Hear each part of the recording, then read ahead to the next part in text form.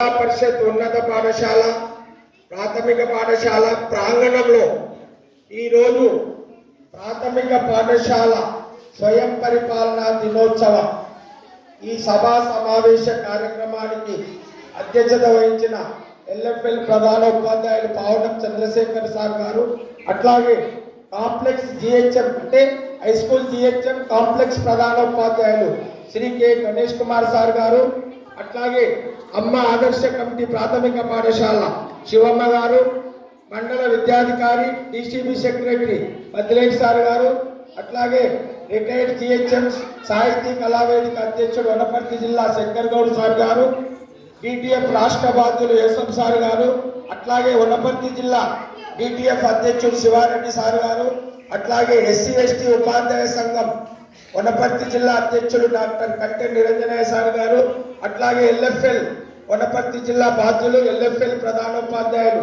Rangaswamy sir గారు, అట్లాగే రామకృష్ణారెడ్డి గారు విద్యావేత్త, మరియు మా సహచరుడు మిత్రుడు చెలిమి సంస్థ అధ్యక్షుడు సిద్దిపల్లి సారు, ప్రాథమిక పాఠశాల ఉపాధ్యాయులు వ్యాఖ్యాత సత్యనారాయణ రెడ్డి సార్ గారు, అట్లాగే సతీష్ సార్ గారు, జితేందర్ చారి మరియు శిరీష, శోభ, సుభాషిని మీకందరికీ ఈ సమావేశ సందర్భంగా వందనాలు తెలియజేస్తూ, మన పాఠశాల సాంప్రదాయంలో సంవత్సర చివరాంతంలో పిల్లలకు మనలాగే టీచర్లుగా ఒక స్వయం పరిపాలనా దినోత్సవం, వాళ్ళే మనలాగా పాఠాలు బోధించడానికి, ఆనందించడానికి, అలంకరించుకోవడానికి ఒక సదవకాశం ఈ స్వయం పరిపాలనా దినోత్సవం. కనుక ఈరోజు ప్రాథమిక పాఠశాలలో ఈ చిన్నారి అమ్మాయిలు 2, 3, 4, 5 తరగతి విద్యార్థులు ఉదయం నుంచి గమనిస్తున్నాం. 25 మంది విద్యార్థులు చక్కగా అలంకరించుకొని మంచి వేషధారణతో మీకు ఇచ్చిన పాఠ్యాంశాలు, మీ తరగతి అంటే మీ స్కూల్ టీచర్స్ ఇచ్చిన పాఠ్యాంశాలను చక్కగా అంటే అభ్యసించి వచ్చి బోధించినందుకు మీకు అభినందనలు తెలియజేస్తూ, మీ తల్లిదండ్రులు కూడా చాలా సంతోషించుతారు, మా పిల్లలు టీచర్లు అవుతున్నారు. ఇదే లక్ష్యాన్ని మీరు మనసులో పెట్టుకొని భవిష్యత్తులో మీరు కూడా ఏమైనా సరే కొందరైనా టీచర్లు అవుతారని ఆశిస్తున్నాను. ఎందుకంటే ఉపాధ్యాయ వృత్తి చాలా పవిత్రమైనది. సామాజిక సూచికలో సమాజంలో వైద్యులకు అత్యంత గౌరవనీయ సామాజిక స్థానం ఉంది. తర్వాత 2వ స్థానం ఉపాధ్యాయులది. సమాజంలో అందరూ గౌరవించేది మొదట వైద్యులను, తర్వాత ఉపాధ్యాయులను.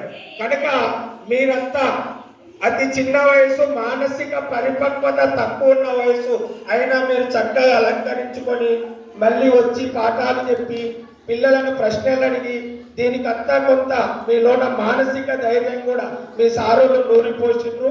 కనుక ముందు మనం మాట్లాడాలన్నా, ఉపన్యసించాలన్నా, బోధించాలన్నా మనలో ఒక ధైర్యం ఉండాలి, నిర్భయతత్వం ఉండాలి, భయపడకూడదు. భయపడితే ఏది సాధించలేము. కనుక ఇప్పుడు ఒక అమ్మాయి మాట్లాడింది, ఇందాకే చూసా.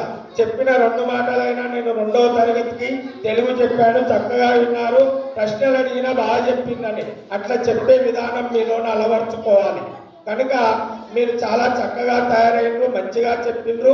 కనుక మీరు కూడా ఈరోజు టీచర్లు ఈ ఒక్కరోజు కాదు, భవిష్యత్తులో ఉన్నత విద్యను అభ్యసించి మంచి ఉపాధ్యాయులు కావాలని ఆశిస్తూ ఈ కార్యక్రమానికి మాకు అవకాశం ఇచ్చిన సభాధ్యక్షులకు ధన్యవాదాలు తెలియజేస్తూ ముగిస్తున్నాను.